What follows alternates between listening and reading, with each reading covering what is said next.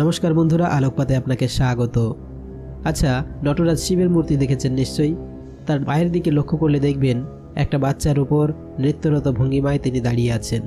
আচ্ছা, আর একবার ভালো করে দেখুন তো ছবিটা, এটা কি সত্যিই বাচ্চা? লক্ষ্য করে দেখুন, এর দাড়ি গোঁফ রয়েছে। ইনি আসলে এক বামন অসুর, নাম অপস্মার। অপস্মার কথার অর্থ মৃগী রোগ। চলুন আজকে আপনাদের শোনাই কে এই অপস্মার, কেনই বা ভগবান শিব তার উপর পা রেখে দাঁড়িয়ে আছেন। কাহিনীটি পাওয়া যাবে স্কন্দ পুরাণে।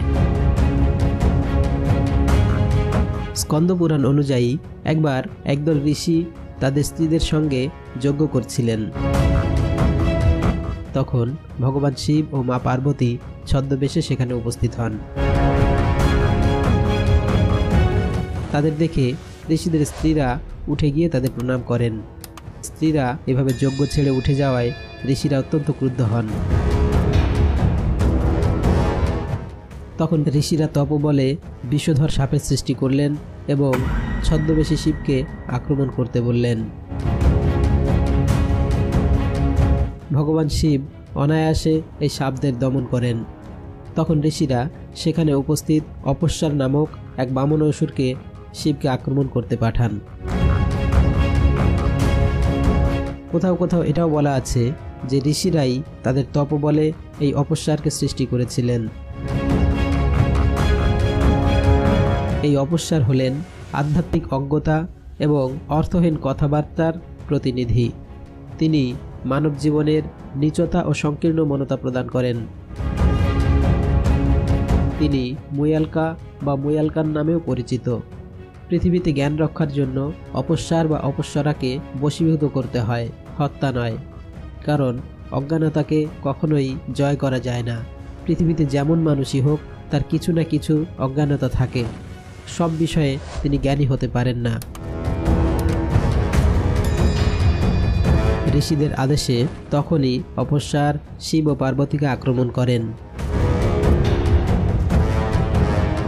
অপস্মারের অকস্মাৎ আক্রমণে দেবী পার্বতী সংজ্ঞাহীন হয়ে পড়েন। তার এই বিহ্বল অবস্থা দেখে ভগবান শিব অত্যন্ত ক্রুদ্ধ হয়ে 14 বার তার ডমরুর নাদ করেন। এই ডমরুর শব্দ সহ্য করতে না পেরে অপস্মার ভূমিতে পতিত হন। তখন ভগবান শিব এক অদ্ভুত নৃত্য শুরু করেন। এটাই তাণ্ডব নৃত্য নামে পরিচিত। এই নৃত্যের এক মুদ্রায় তিনি অপস্মারের ওপর ডান পায়ে ভর দিয়ে বাঁ পা শূন্যে তুলে অঞ্জলি মুদ্রায় দাঁড়িয়ে পড়েন। এটাই নটরাজ মূর্তি নামে পরিচিত।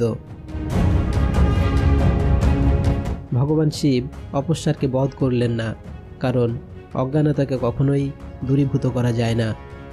আর অজ্ঞানতাকে সম্পূর্ণ দূরীভূত করে দিলে জ্ঞান অত্যন্ত সহজলভ্য হয়ে পড়ে। তাতে জ্ঞানের মর্যাদা থাকে না। অপস্মার নিজেকে মুক্ত করার অনেক চেষ্টা করলেন, কিন্তু সফল হলেন না। শিবের বাম পা শূন্যে উত্থিত করে রাখার মানে হলো অজ্ঞানতা ও অন্ধকার থেকে নিজেকে ঊর্ধ্বে রাখা। আরও একটি কারণে ভগবান শিব অপস্মারকে বধ করেননি। অপস্মার অমর ছিলেন। তাছাড়া অজ্ঞানতা বা অজ্ঞতাকে নিশ্চিহ্ন করে দিলে কোনো রকম বিদ্যার আর কোনো গুরুত্ব থাকবে না। সেই ঋষিরা মহাদেবকে চিনতে পেরে তার কাছে ছুটে গিয়ে করজোড়ে ক্ষমা প্রার্থনা করেন এবং অপস্মারকে এইভাবেই তার পায়ের নিচে দলিত করে রাখার অনুরোধ জানান। অপস্মারকে দলিত করার সময় ভগবান শিব 14 বার যে ডমরু শব্দ করেছিলেন, তাই নিয়েই মহর্ষি পাণিনি ব্যাকরণের 14টি সূত্র রচনা করেন। পাণিনির এই 14টি সূত্র মাহেশ্বর সূত্র নামে পরিচিত।